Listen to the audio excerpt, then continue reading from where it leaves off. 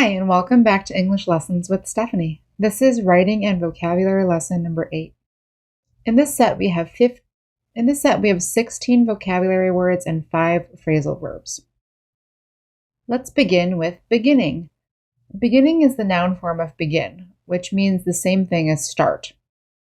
As a noun, beginning, it means the start or the first part of something. In the reading, we talked about making resolutions. We said these are the little goals we make for ourselves at the beginning of a new calendar year. The beginning of a new calendar year is January. That's the start of a new year. In our second example, we have begin as a verb. We'll begin class at 3 o'clock. Just like the verb start, begin can be an intransitive or a transitive verb, so we can use it with or without an object. Unlike start, though, begin is an irregular verb, so the simple past form is began, and the past participle is begun. Another difference with the word begin is that you can make it into a person, a beginner. That means a person who is new at something. With the word start, we can make it into starter, but it's not as commonly used. So in this last example, we say, I'm just a beginner. This is my first year studying English. In our adjective column, we see that we can also use beginning as an adjective. So for example, we could say, I am taking beginning music classes. Next, we have the adjective previous. Previous means former or something already happened, the last thing that happened. In the reading, we said, this practice gives us an opportunity to think back on what went well during the previous year and to plan for what you hope to improve on in the year ahead. So the previous year means the last year, the year that just finished. If we said a previous year would mean any year in the past. It could be 1 year ago or 5 years ago. In our second example, I made more money at my previous company.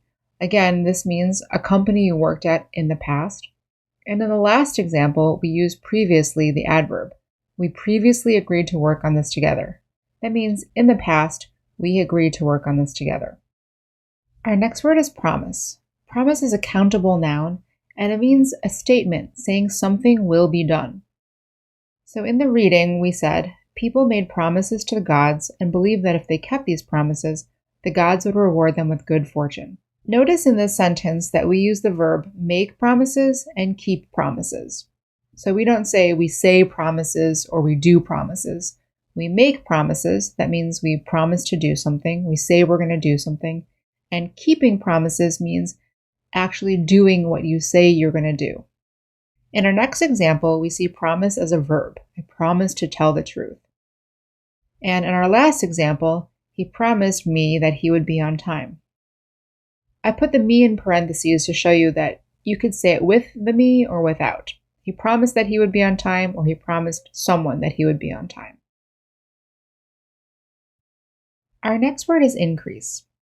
In the reading, increase was used as a noun to mean a larger amount or a bigger number. We said, every January, gyms experience a sharp increase in new memberships, and gyms are more crowded than usual. That means there is a larger amount of memberships than usual.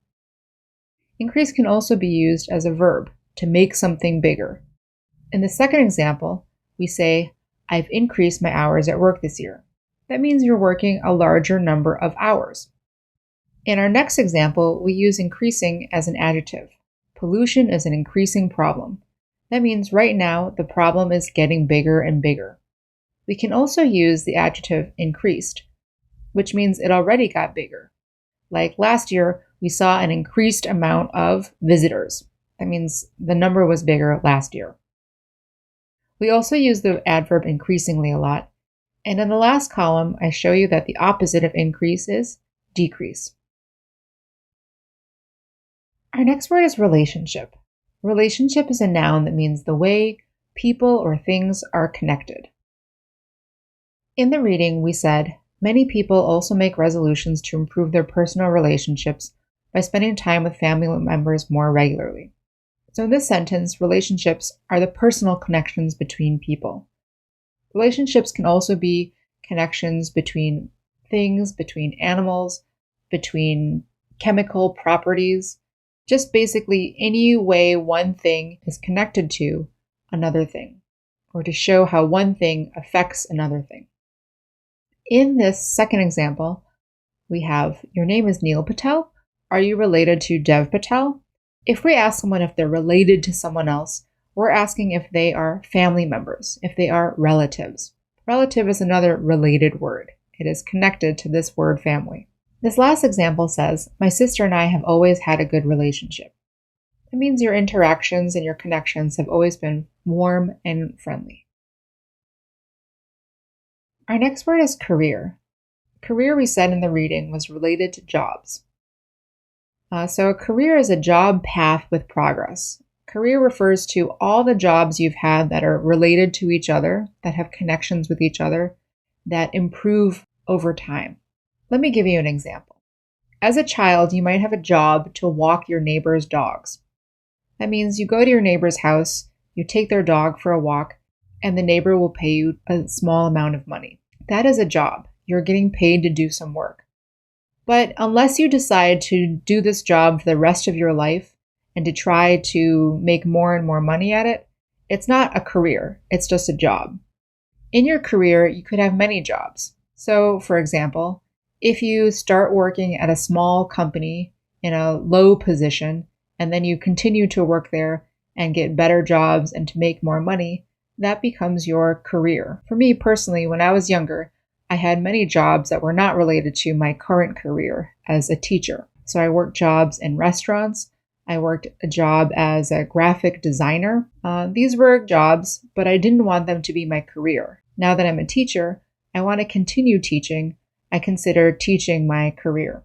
So in the reading, we said, other common resolutions may be career related, like getting a better job. So you can see career is the bigger topic, and a job is the smaller position within your career. Our next word is behavior. Behavior is a noun that refers to your actions or the way one acts. In the reading, we said, behavior experts often say that the key to achieving your resolutions is to make goals that are specific. So these behavior experts are people who know a lot about the way people behave. In our second example, we have behave used as a verb. The children behaved at school. Now, we can have good behavior or bad behavior, but if we use behave as a verb by itself, it means to behave well. In the last example, my car has been behaving strangely. It's making a weird noise. So if we want to say that something is not behaving well, we have to add an adverb to show how it is behaving. In the adjective column, you can see that behavior doesn't have a true adjective. We just add adverbs in front of the adjective to make well behaved or badly behaved. And in the last column, I wrote on one's best behavior. That's another way we use the word behavior. We say, I am on my best behavior. You should be on your best behavior. Our next word is key. Key is a noun that means an important or necessary part. A key is also the object we use to open doors. And that's why we use this word to describe something that is really important to do something. If you can't open the door, you can't do anything. Key can also be used as an adjective. Like in the second example, we say a key part of his success is his ability to speak English well. That means it's an important part. In the other column, I wrote the key to success because this is a common phrase. We use this phrase to describe what makes something effective, what makes it work. Our next word is achieve, which is a transitive verb. It means to reach a goal, to accomplish something, to complete a task. We use this verb when we said achieving your resolutions, because resolutions are very similar to goals. In our second example, we said learning English is a great achievement. This means that's a very excellent thing that you have done. In our last example, we have achievable, the adjective. I don't think that's an achievable plan. This means you don't think something is going to work. Our next word is specific. This is an adjective that means particular, exact, precise, or detailed. It is the opposite of general. So again, the same sentence from the reading said, behavior experts often say that the key to achieving your resolutions is to make goals that are specific. A general goal was to get in shape, to become healthy.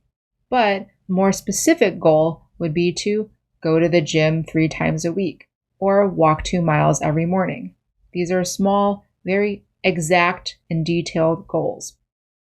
In our second example, we see specify as a verb. That means to give details. She specified all her wishes to the party planner. That means she told the party planner exactly what she wanted.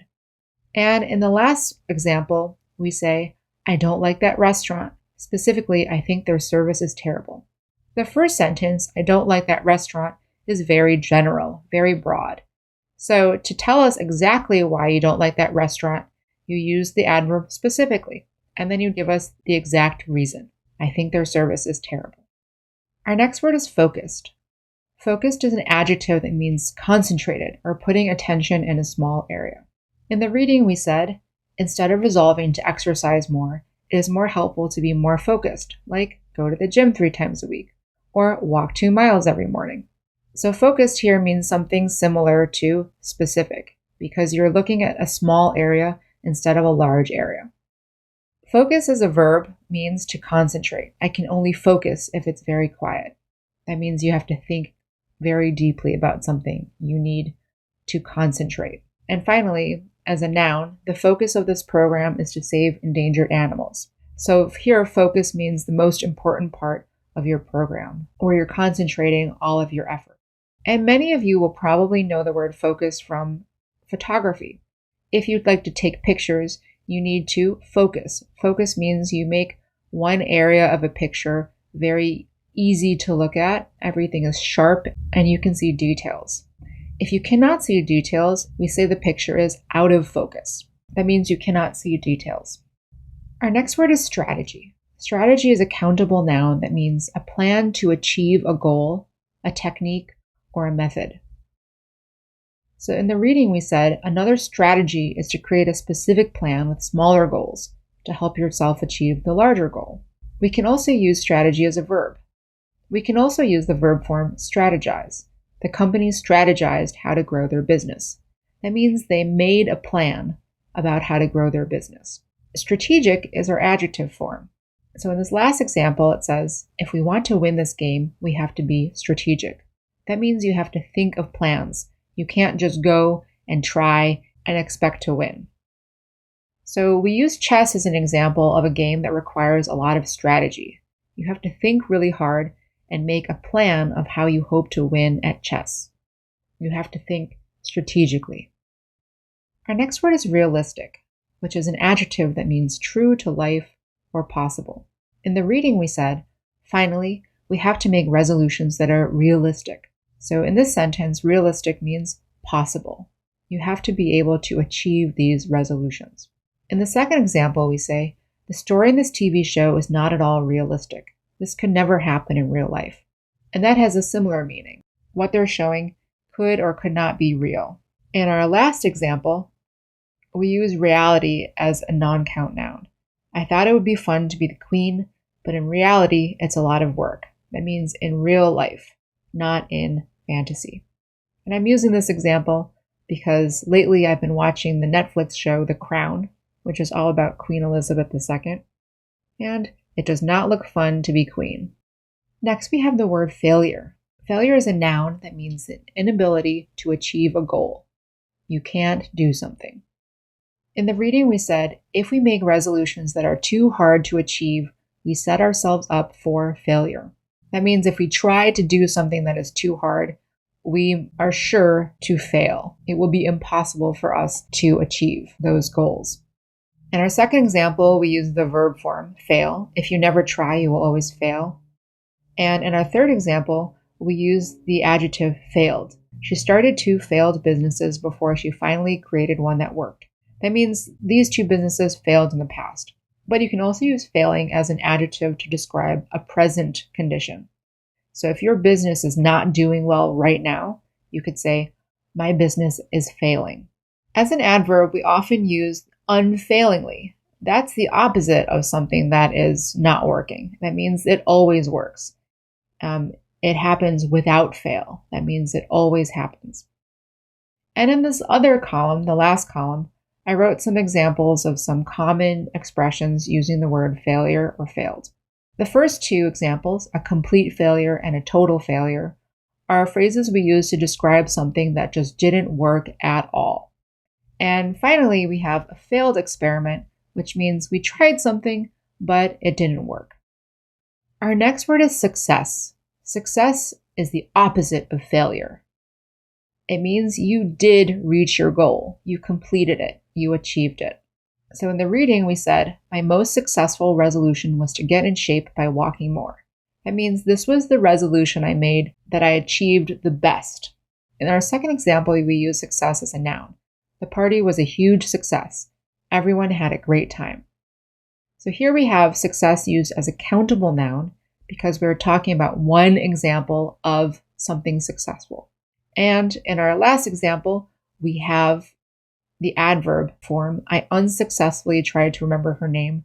So that means we tried to remember her name, but we did not succeed. We could not remember her name. It's important to notice that succeed is an intransitive verb, and it is followed by the preposition in. So you would follow the verb with either a noun or the preposition in plus an ing verb. Finally, we have the phrase as long as. As long as means until something is no longer or no more, or while. So in the last sentence of our reading this week, I said, as long as there are New Year's, I will continue to make my New Year's resolutions. That means until there are no more New Year's, I will continue to make my New Year's resolutions. In our second example, it says, don't bother him as long as his door is closed. So while his door is closed, do not bother him, or you can bother him when his door is no longer closed. And in our last example, I'll be here as long as you need me. So until you need me, I will be here. Now we'll start with our phrasal verbs. So our first phrasal verb this week is think back on. Think back on means to think of things in the past. In the reading, when we talked about resolutions, we said this practice gives us an opportunity to think back on what went well during the previous year and to plan for what you hope to improve on in the year ahead. That means we are remembering what went well during the previous year and then planning ahead. And in our second example, we use think back on in the past tense. I thought back on what I said and I understood that I had been rude to her. Because think is an irregular verb. So the simple past form is thought, and the past participle is thought as well. Our next phrasal verb is cut down on. To cut down on something means to use less of something, to reduce. In the reading we said, for example, if your goal is to quit smoking, set up smaller goals with dates that will lead you to that goal, like cutting down on the number of cigarettes you smoke gradually. Or our second example, I eat too much ice cream, so I'm going to cut down. So if you want to use an indirect object, you need to use the preposition on, or you could just say cut down, period. Cut is also an irregular verb, and the simple past form is cut, and the past participle is also cut. Our next phrasal verb is team up. So to team up means to form a team, to make a partnership, or to join efforts, to work together. In the reading we said, a third technique to help stick to your goals is to team up with others who are interested in the same thing. That means you want to work together with other people who are also trying to achieve those goals. In the second example, the musicians teamed up for their new album. That means they're working together to make new music.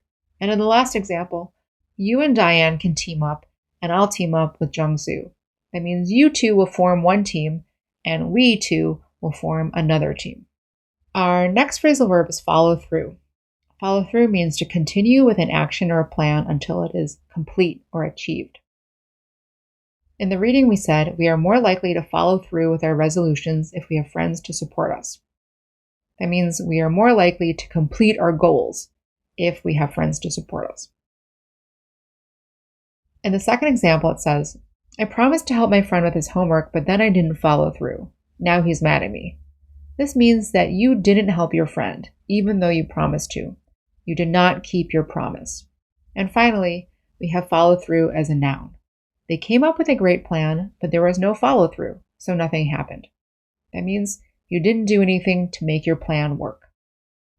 And our last phrasal verb this week is break down.